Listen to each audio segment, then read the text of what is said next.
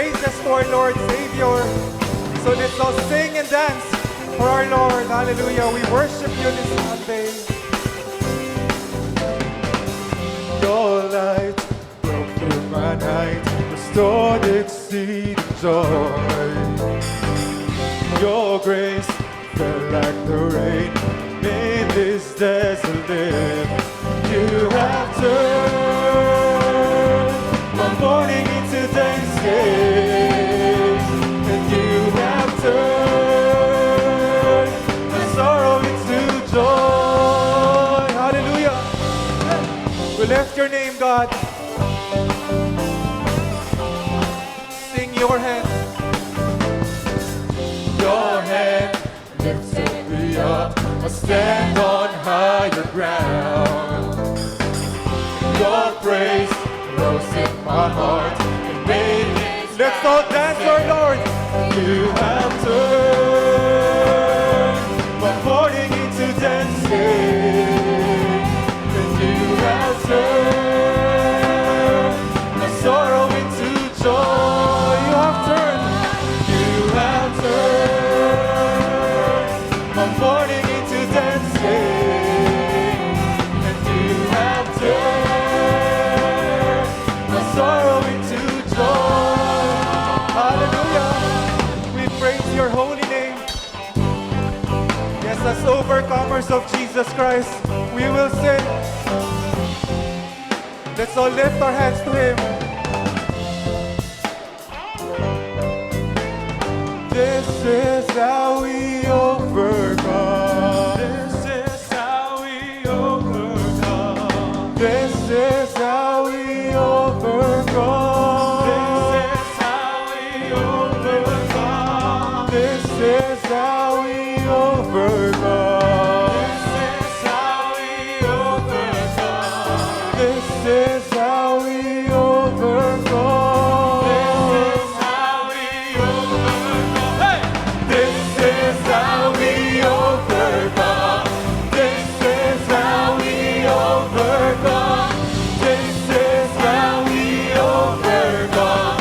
This is how we overcome. You've turned my mourning into dancing, and you have turned my sorrow into joy. Say, you have turned my mourning into dancing, and you have turned my sorrow into joy. Hallelujah. We give you praises. Hallelujah. We praise your name.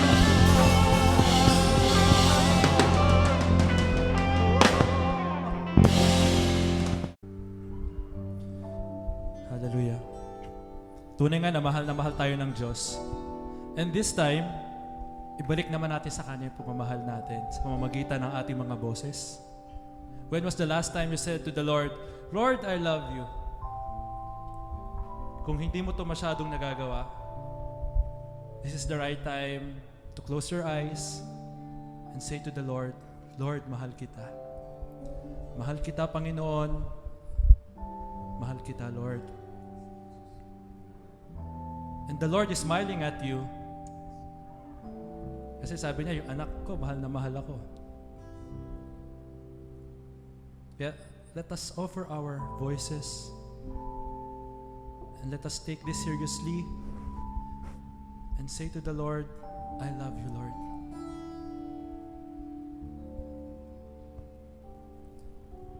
Mahal kita, o aking Panginoon.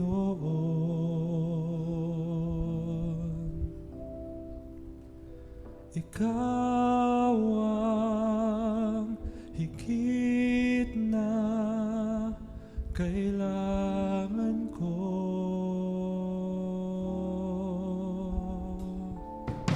Mahal kita, o aking Panginoon.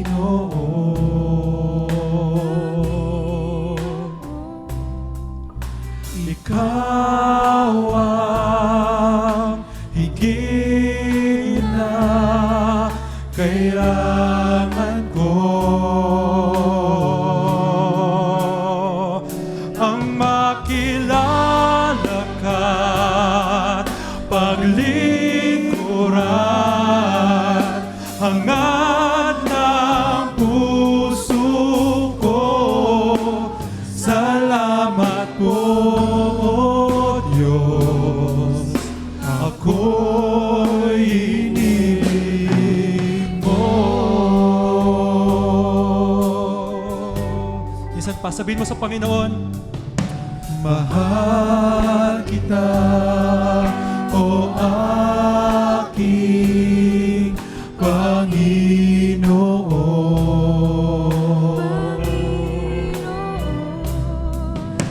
Ikaw ang higit na kailangan ko. Mahal kita, mahal kita, O aking Panginoon.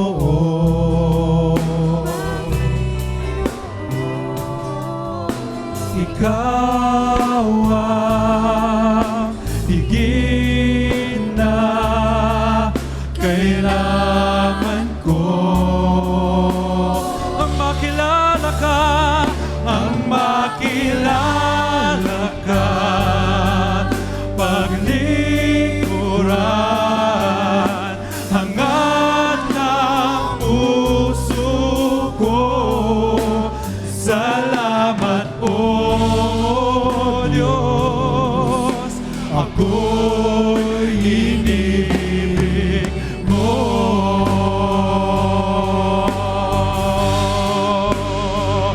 Ang makilala ka't paglingkuran, hangad ng puso ko.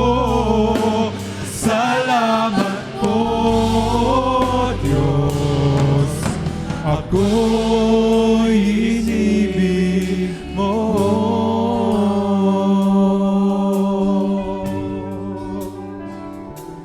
I love you, Lord, and I lift my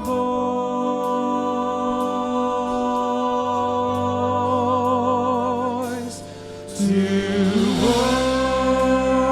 worship you, oh my soul, rejoice. Take joy, my King, in what you hear.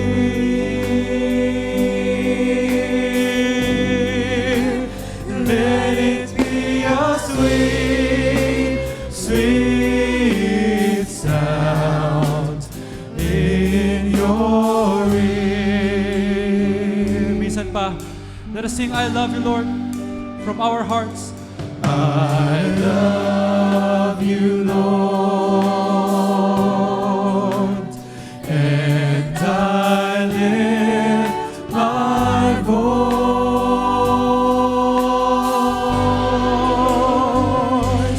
to worship you, oh my soul, rejoice. Take joy, my King, in what you hear. Let it be, Lord, and let it be a sweet, sweet sound. And let it be a sweet, sweet sound. Let it be a sweet, sweet sound. And let it be a sweet,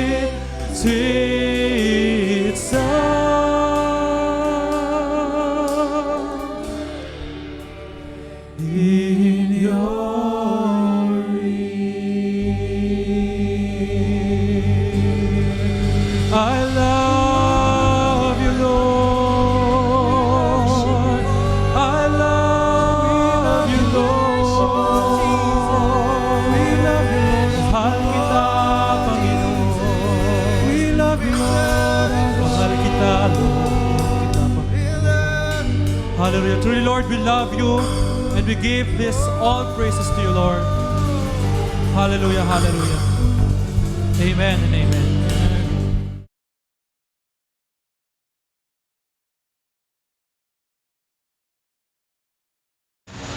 Okay, let's pray.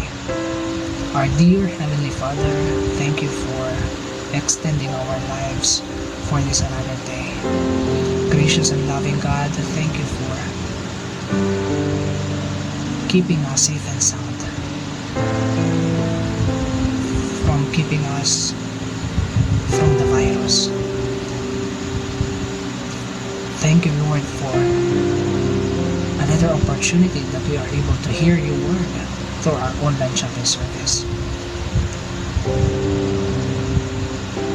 Hallelujah, hallelujah. We praise you, Lord. And as we prepare for this online chapel service, Lord, we humbly come to you asking for your forgiveness. Lord, cleanse us, Lord, once again, and fill us, Lord, with new fresh spirit from you. Pagharian mo, reign in our hearts, Lord, our minds and soul, so that your word that we will be hearing from the messenger that you're going to use this morning will have the power, Lord, to change our lives, to be better versions of ourselves, to be a child that is pleasing to you. Our prayer, Lord, is that may the words of our mouth and the meditation of our hearts be pleasing to you. And help us, Lord, give us the grace and power to do whatever the commands, the things that you have asked us to do from your word. Thank you, Lord, and continue to bless us indeed. Continue to protect us with your divine presence. Continue to supply all our needs, Lord, because you are the God, our El Shaddai, who is faithful, the God who will do them all for us. Thank you, Lord, and we are bringing you back all the glory and praises, because you deserve them all. This we pray in the name of Jesus. Amen.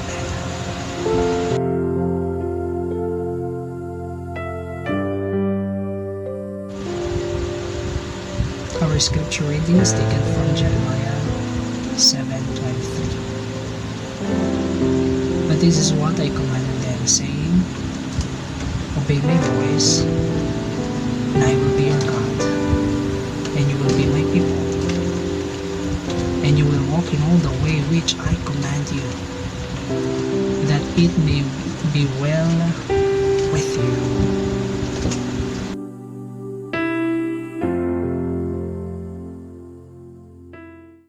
Magandang umaga sa ating lahat, mga estudyante ng TUMCSI, ating mga high school. Muli ay salamat sa Diyos at tayo ay narito ngayon upang minsan pa ay tayo ay sumamba sa ating Panginoon. Okay, kung hindi po ako nagkakamali ay ito na po yung ating pinakahuling chapel service. Wow! Ibig lamang po sabihin nito ay talagang nakaraos ang bawat isa, lalong-lalo na kayo. Yung mga dalangin na makapagpatuloy hanggang sa matapos itong school year na ito. Purihin ang Panginoon. Binabati ko kayo, mga anak, at patuloy po tayo sa ating mga paglilingkod sa Panginoon.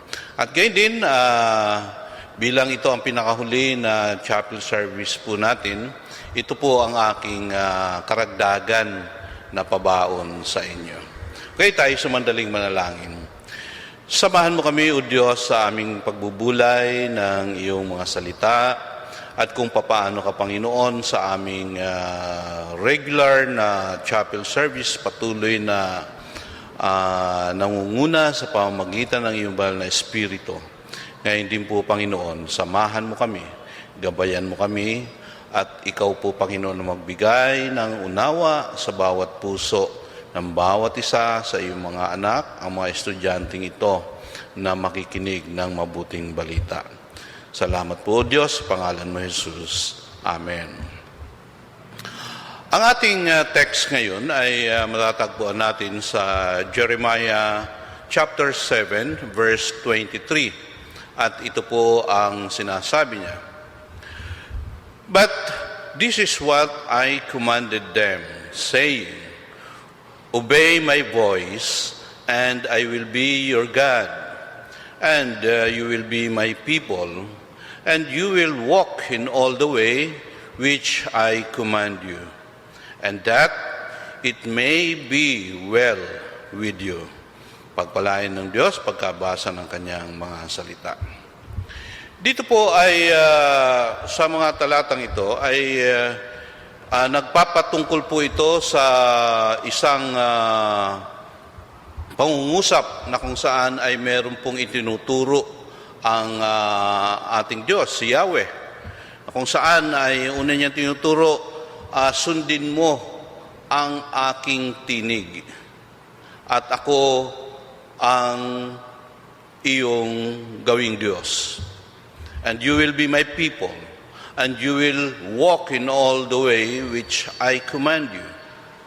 At pagkatapos sa bandang dulo, sabi niya, that it may be well with you.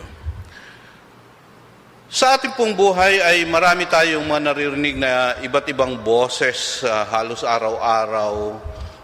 Kung ano-ano mga naririnig natin, yung iba ay napakagandang mga boses na kung saan ay nais natin ma-retain na gusto natin lagi siyang naririnig. Ngayon, may mga naririnig naman po tayo ng mga boses na kung saan kadalasan ay parang nakaka-irita sa atin mga pandinig.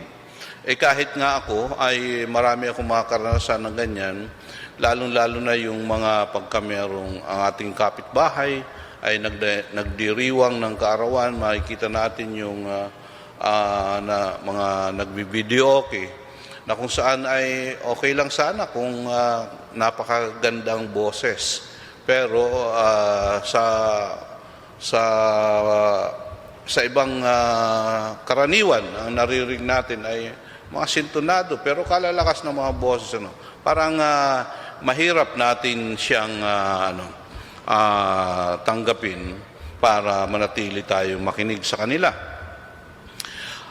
Kaya nga pagka dumadating yung time na yun na irritable tayo dahil sa hindi maganda yung naririnig natin, ay parang minsan sinasabi natin, oh come on, give me a break. Baka pwede naman tumigil na yung mga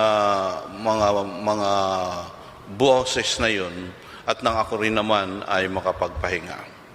Okay, so ayan ang karaniwan na nararanasan natin sa ating pang-araw-araw na buhay. Ngayon, sa Biblia po ay maraming naitala na naririnig na nagsasalita ang Diyos. Halimbawa, si Samuel, si Propeta Samuel ay tinawag siya ng Diyos. Simula nang siya'y bata pa lamang ay marami na siyang naririnig na kung saan ay tinuturo sa kanya ng Diyos hanggang sa siya ay lumaki at hanggang sa siya ay naging propeta. Si Moises din naman ay ganun din, nakarinig din ng boses. Maalala ninyo dun sa burning bush na kung saan ay kinausap siya ng Diyos pero hindi niya nakikita. Di ba? At gayon din si Pablo, yung doon sa road to Damascus, na kung saan ay habang siya ay naglalakad, patungo siya sa Damascus upang kanyang tuligsain, hanapin ang mga Kristiyano, ay bigla siyang nakarinig ng boses na galing sa Panginoon. At iyon ang naging pasimula upang si Apostol Pablo ay makakilala sa Panginoon. Sa ating text ngayon ay marinig natin na nagsasalita ang Diyos. Sabi niya, obey my voice. At ito'y isang utos, at itong utos na ito ay meron siyang pinagagawa. Ngayon, may mga pagkakataon, kung tatanungin ko po kayo, madali bang sumunod sa utos? Well, ang pwede nating isagot, depende kung madali, okay lang, pero kung mahirap, ay pag-iisipan ko muna. Ang tanong uli, kailangan ba maging choosy tayo sa ating pagsunod? O hindi natin alintana? Basta ang importante ay may pusong mapagpakumbaba at handang sumunod tayo doon sa nag-uutos natin. Ang tanong uli, ano ang iniuutos sa atin ayon sa ating verse na ito na ating pagbubulayan? Tatlong mahalagang bagay ang nais ko pong dalhin sa inyo na kung saan dito sa verse na ito na pinagagawa ng Diyos sa atin. Number one, first, know your God and I will be your God.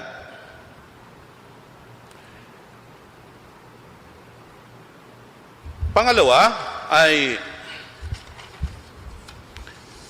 you will walk in all the way which I command you. And number three, actually, hindi na po ito ay utos, kundi ito ay pagpapahayag na ng kanyang pagpapala pagka nagawa natin yung dalawang utos. Ano ang sabi niya? It may be well with you. Okay, doon tayo sa una. Know your God and I will be your God. Hearing the voice of God is to know Him first. Ito po ang lagi natin tatandaan. Dapat ay personal mo siyang kakilala bago tayo sumunod sa isang nag-uutos. Dahil ang pinakamahalaga ay kilala mo kung sino ang nag-uutos sa iyo. Hindi pwedeng sundin ang nag-uutos na wala kang pangunawa kung sino siya. Kaya nga dapat kilala kung sino talaga ang nag-uutos. Now, dito sa ating pag-uusap na ito, ang Panginoon ay higit na nakakakilala sa atin at higit na kilala natin dahil sa napakarami na nating mga pag-aaral at mga mensahe na naibigay na sa bawat isa sa atin. Kaya siya na nag-uutos nito ay mangyari na dapat handang-handa na ang ating pagtanggap sa Kanya bilang siya ay ating Panginoon at ating tagapagligtas na nag-uutos sa atin. Mayroon na tayong isang mahalagang relasyon dahil nakilala na natin siya at patuloy siya na nakikipag-usap sa bawat isa sa atin sa maraming kaparaanan. Sa pamamagitan, number one, sa pamamagitan ng pagbabasa ng kanyang mga salita. Kaya napakahalaga na ikaw ay baon ka talaga sa kapahayagan ng mga salita ng ating Panginoon. Pangalawa, you will walk in all the way which I command you. Ang pagsunod mo ay kailangan mo rin malaman kung ano ang pinagagawa sa iyo. You need to be wise and to be smart. You need wisdom upang alamin ang pinagagawa sa iyo. Dahil ang pagsunod natin dapat ay laging nakabatay sa salita at layunin ng Diyos. Other than that, wala na po. Nakabatay po siya lagi kung ano ang layunin ng Diyos. Hindi tayo magpapadaya at magpapadala sa idinidikta sa atin na posibleng patungo o magiging patungo sa ating kapahamakan. Kaya nga napaka-importante guys, napaka-importante po yung nagbibigay sa iyo ng boses ay kilala mo at kilala ka. Dahil kung siya'y kilala mo at kilala ka, hindi ka ito mailalagay sa isang sitwasyon na hindi mo ikabubuti. Guys, tandaan natin, walking with Jesus is knowing His will and knowing His divine purpose to us. Klaro po yan. Klaro yan. Kinakailangan natin ito sa ating paglakad, anuman ang ating mga naisin para sa ating buhay. Now, kung tatanungin ko kayo, ano ba ang kalooban ng Diyos sa buhay natin? Okay. Ganito po ang sinasabi. Ganito po ang aking ipagpapayo sa inyo. Number 1, sundin ang kanyang mga salita. Paano mo magawa na susundin ang kanyang mga salita kung tayo mismo ay hindi tayo nagbabasa ng banal na kasulatan? Kaya kung kukumustahin ko kayo, kumusta ba ang Bible reading mo, ang daily Bible reading mo? Kung kinakailangan siyang i-improve, gawin mo yan, mga anak. Mahalaga yan para sa iyo. Pangalawa, kausapin natin siya through prayers. Pangatlo, magbigay tayo ng oras para sambahin siya at para purihin siya. Pang-apat, ipamuhay natin ang kanyang mga salita at maging halimbawa o example tayo para sa iba. Sa pamamagitan ng ating action at sa pamamagitan ng ating behavior.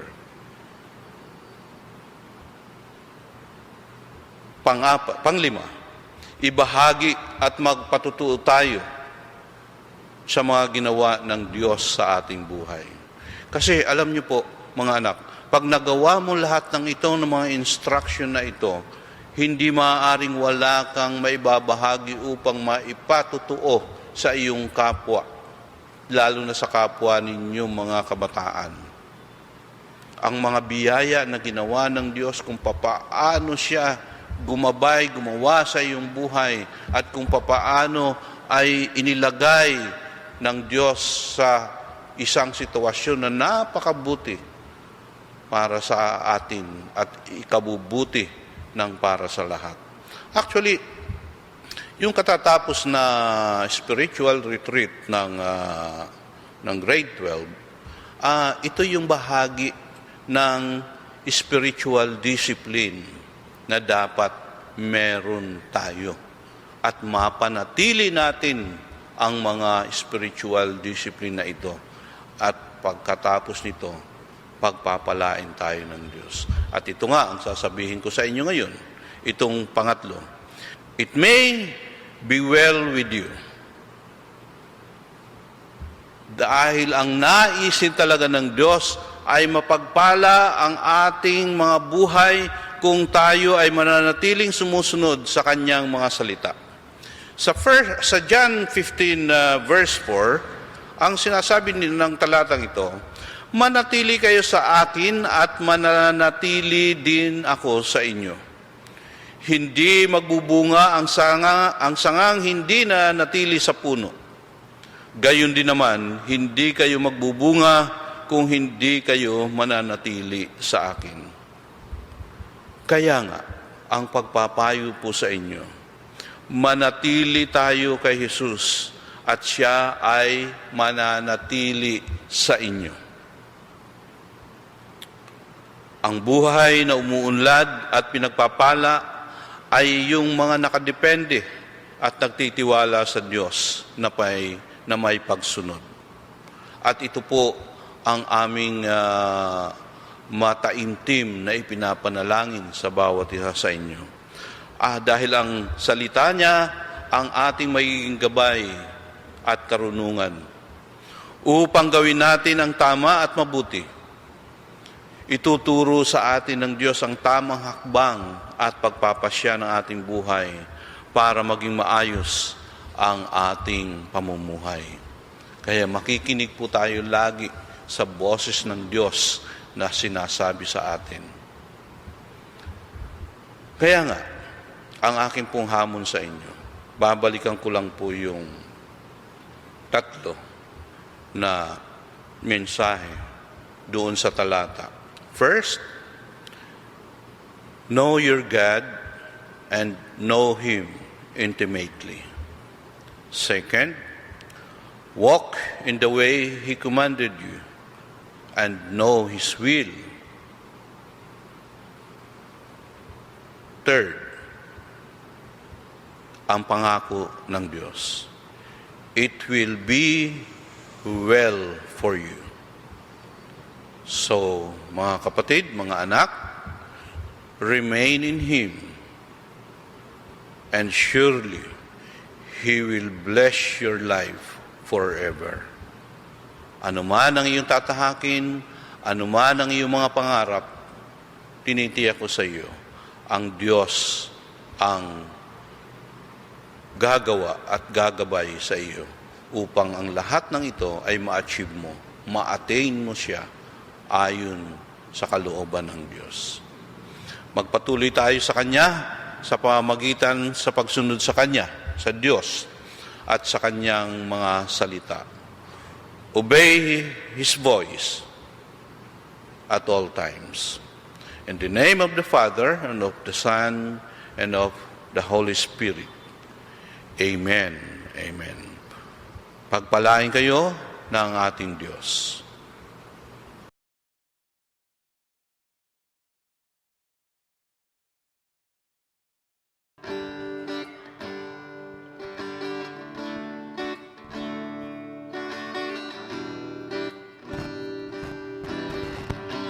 Truly, the Lord is the same, yesterday, today, and forever. At yung mga hiniling ni na Abraham, ni na Jacob sa ating Panginoon, parehas lang sa atin yun. We can always ask to the Lord what we want, because He is the same. Our Lord is the same until the future. He is the God of our lives. He is the God of Jacob, the God of Abraham. And He is good. Ang Diyos natin ay tapat. Kaya karapat dapat siyang purihin ng ating mga boses. Taas natin ang ating Panginoon. Hallelujah. Hear us, O Lord. Hear us, Lord. We bow our hearts. We bend our knees. Oh Spirit, come make us humble. We turn our eyes from evil things. Oh Lord, we cast down our idols. So give us clean hands and give us pure hearts. Let us not lift our souls to another. Give us clean hands, oh God. Give us pure hearts. Let us not lift our souls to another.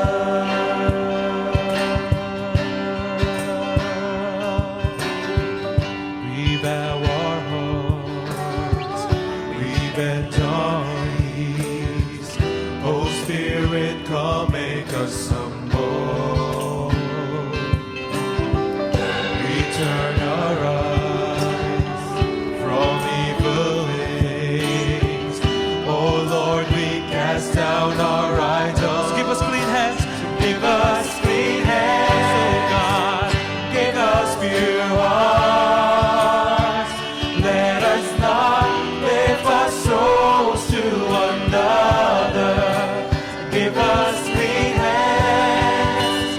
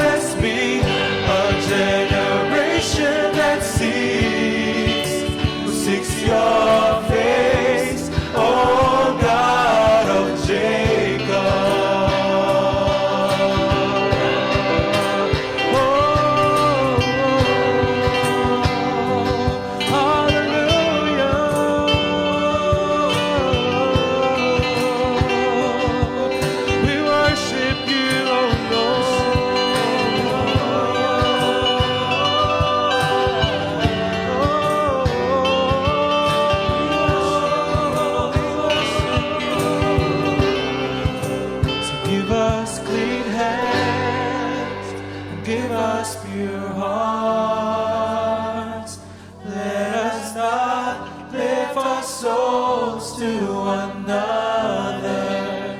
Give us clean hands, O God. Give us pure hearts.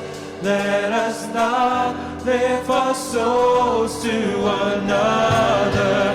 Oh God, let us be a generation that seeks your face. Oh God of Jacob. Oh God, let us be a generation that seeks your face. Oh God of Jacob. Oh God, let us be a generation that seeks your face. Oh God of Jacob. Oh God, let us be a generation that seeks your face. Oh God of Jacob. Oh God, let us be a generation that seeks your face. Oh God of Jacob. Hallelujah. You are the same yesterday, forever. You are the God of Jacob. We bow to you, Lord. We give glory to you, Jesus. Hallelujah and hallelujah.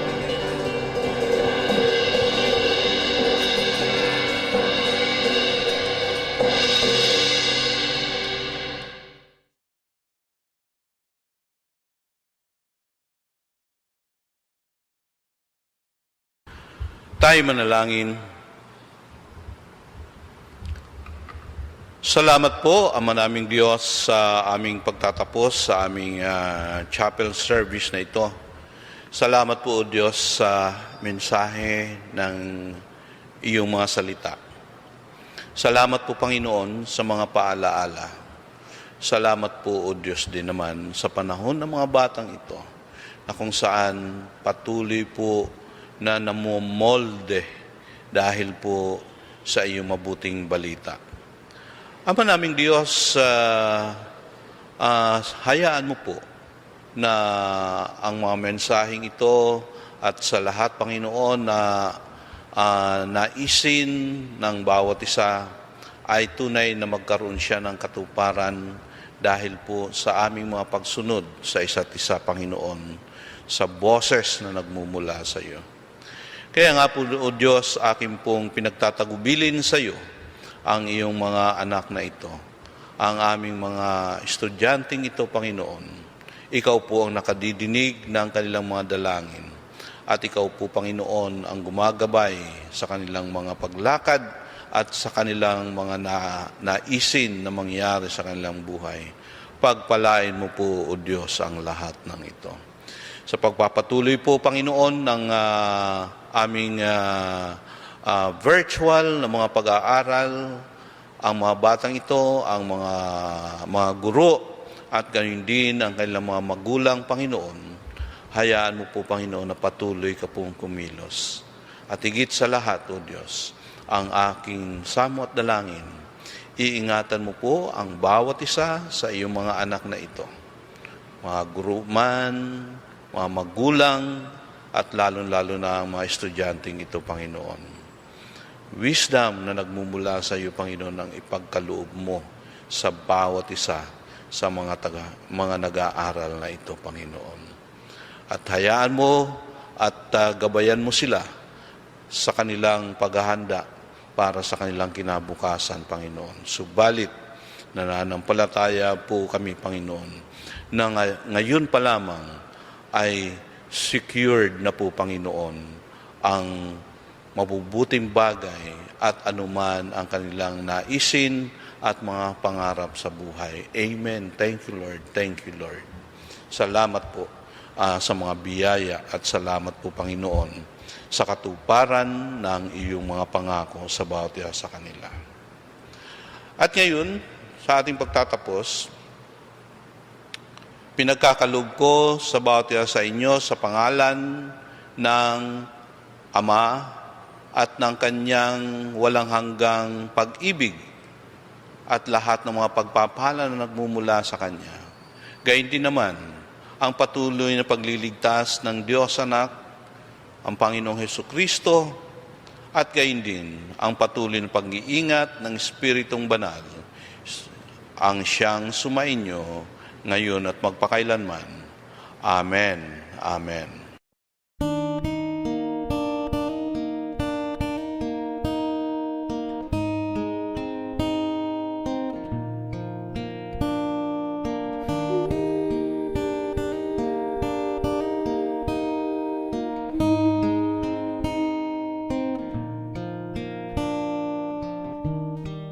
Panginoon, ang nais ko